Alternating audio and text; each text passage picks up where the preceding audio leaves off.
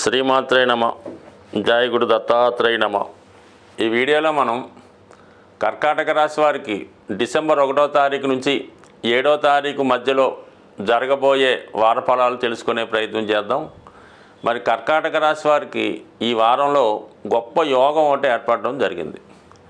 ఒక విధంగా కర్కాటక రాశి వారికి కుజుడు యోగకారకుడు. అటువంటి కుజుడు రాశి యందు సంచరించడం జాతకుడికి ఒక విధమైన సెల్ఫ్ కాన్ఫిడెన్స్ పెరుగుతుంది. అతనిలో ఉన్నటువంటి ప్రతిభకు తగిన గుర్తింపు రావడం జరుగుతూ ఉంటుంది. దానికి అనుకూలంగా లాభస్థానంలో ఉన్నటువంటి గురుగ్రహం నవాంశలో మరి ఉచ్చలో ఉండడం, అలాగే రోహిణీ నక్షత్రం మీద సంచారం, ఇవన్నీ కూడా జాతకుడికి రాశిలో ఉన్న ఫలితాన్ని ఇవ్వడం జరుగుతుంటుంది. కాబట్టి జాతకుడు ఆర్థిక విషయాల్లో అనుకూలత రావడం వల్ల ఈ కుజ గురుల యొక్క ప్రభావంతో జాతకుడు ఏదైనా గొప్ప విషయాన్ని సాధించే ప్రయత్నంలో విజయవంతం అయ్యే అవకాశం ఉంది. అంటే అతను ఏదైనా ఉద్యోగ ప్రయత్నం చేస్తున్నా, విదేశంలో వీసా కొరకు ప్రయత్నం చేస్తున్నా, వివాహ ప్రయత్నాలు చేస్తున్నా, స్థిరాస్తి కొనుగోలుకు ప్రయత్నం చేస్తున్నా కంపల్సరిగా ఈ గ్రహస్థితి జాతకుడికి అనుకూలంగా ఉంది. అటు స్వశక్తితో పాటు దైవబలం కూడా అనుకూలించే అవకాశం ఉన్నది. కాబట్టి జాతకుడు ఎక్కువగా పుణ్య కార్యక్రమాలు, శుభ కార్యక్రమాలు లాంటివి పాల్గొంటే ఖచ్చితంగా అతనికి ఆ యాంగిల్లో సక్సెస్ అయ్యే అవకాశం ఉన్నది.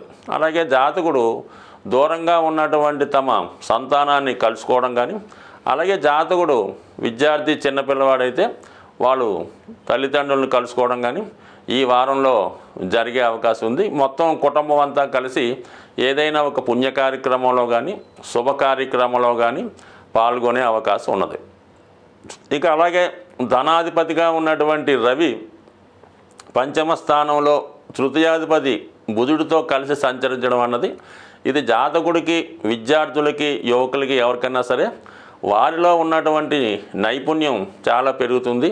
వాళ్ళు టెక్నికల్ రంగంలో ఉన్న, మామూలుగా స్టూడెంట్గా ఉన్న, విద్యారంగంలో ఉన్న వాళ్ళ యొక్క ప్రతిభకు తగిన గుర్తింపు రావడం జరుగుతుంది. ముఖ్యంగా ఈ రాశిలో ఉన్నవాళ్ళు ఏదైనా ఉద్యోగ ప్రయత్నం చేస్తుంటే, విద్యార్థులు అవ్వచ్చు, పెద్దవాళ్ళు అవ్వచ్చు, వాళ్ళకి ఏదో ఒక విధమైనటువంటి ఉపాధి అవకాశం టెంపరీగా వచ్చే అవకాశం ఉంది. సో దాన్ని ముందుగా దానిలో చేరిపోతే వాళ్ళ యొక్క దైనందిన జీవితానికి ఇది చాలా వరకు సహకరించే అవకాశం ఉన్నది. అంటే ముఖ్యంగా దూర ప్రాంతంలో చదువుకున్నటువంటి విద్యార్థులు ఏదో ఒక పార్ట్ టైం ఉద్యోగం చేస్తే తప్ప వాళ్ళు సర్వ్ అవ్వడం కష్టంగా ఉంటుంది. అటువంటి వాళ్ళకి పార్ట్ టైం ఉద్యోగం లభించే అవకాశం ఉంది. అలాగే పంచమ స్థానం అన్నది దశమానికి కష్టం అవ్వటం వల్ల పెద్దవారు కూడా అనుకోకుండా ఉద్యోగంలో మార్పులు వచ్చే అవకాశం ఉంది. అది ఇష్టపూర్వకంగానే జరుగుతుందన్నమాట. మీరు ప్రయత్నం చేస్తే ఉద్యోగపరంగా మార్పు రావచ్చు. అంటే ఒక విధంగా పంచమ స్థానం మీద గురు దృష్టి కూడా పడుతుంది కాబట్టి సంతానం విషయంలో శుభవార్తలు వింటారు. అలాగే మీ జాతకంలో కర్కాటక రాశి వారు పెద్దవాళ్ళు ఎవరన్నా ఉంటే వాళ్ళ పిల్లలకి ఏమైనా ఉద్యోగ అవకాశాలు వచ్చే అవకాశం ఉన్నది. అలాగే ముఖ్యంగా శుక్రుడు సప్తమ స్థానంలో సంచరించడం వల్ల జాతకుడు చేసే వివాహ ప్రయత్నాలు ఫలిస్తాయి. అలాగే జాతకుడు ఏదైనా ఒక వివాహ వేడుకలోనో ఏదన్నా ప్రయాణంలోనో కలుసుకున్న వాళ్ళు పరిచయమై అది ప్రేమగా దారితీసి చివరికి వివాహం వరకు వెళ్ళే అవకాశం ఉంది. సో ఏదైనా మరి జాతకుడికి కొన్ని కొత్త పరిచయాలు ఏర్పడతాయి. ఆ పరిచయం ద్వారా వివాహం కలిగే అవకాశం ఉంటుంది మాట. ఎందుకంటే వాళ్ళు ఏదైనా పెళ్లి సంబంధం కలుపుకోవడం కానీ, పరస్పరం ఇష్టపడడం కానీ, ఏదైనా ప్రయాణంలో పరిచయమైనటువంటి వారు మీకు వాళ్ళ యొక్క బంధువుల అమ్మాయి ద్వారా కానీ మొత్తం మీద మీ యొక్క వివాహానికి మీ ప్రయాణం ఏదో విధంగా కారణం అవుతూ ఉంటుంది. అలాగే ఏదైనా శుభకార్యంలో మీరు ఎవరన్నా కలుసుకోవడం, అది ప్రేమగా మారడం, అది వివాహం దాకా వెళ్ళే అవకాశం చాలా విషయాల్లో మనకి కనబడుతూ ఉంది. బట్ అయితే ఈ రాశిలో ఉన్నటువంటి స్త్రీలు ముఖ్యంగా ఏదైనా శుభకార్యం పైన కానీ, ఏదైనా ప్రయాణం చేస్తున్నప్పుడు, ఒంటరిగా బయటికి వెళ్తున్నప్పుడు కొంతవరకు జాగ్రత్త వహించండి.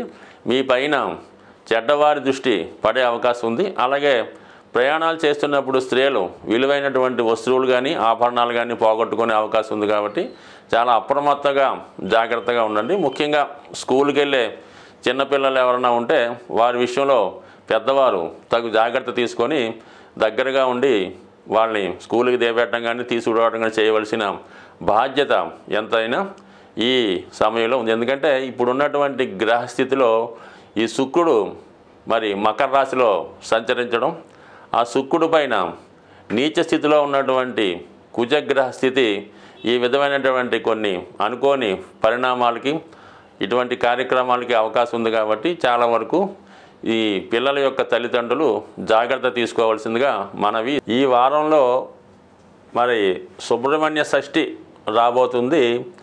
డిసెంబరు 7వ తారీఖున సుబ్రహ్మణ్య షష్ఠి, అలాగే 6వ తారీఖున నాగపంచమి రావడం జరుగుతూ ఉంటుంది.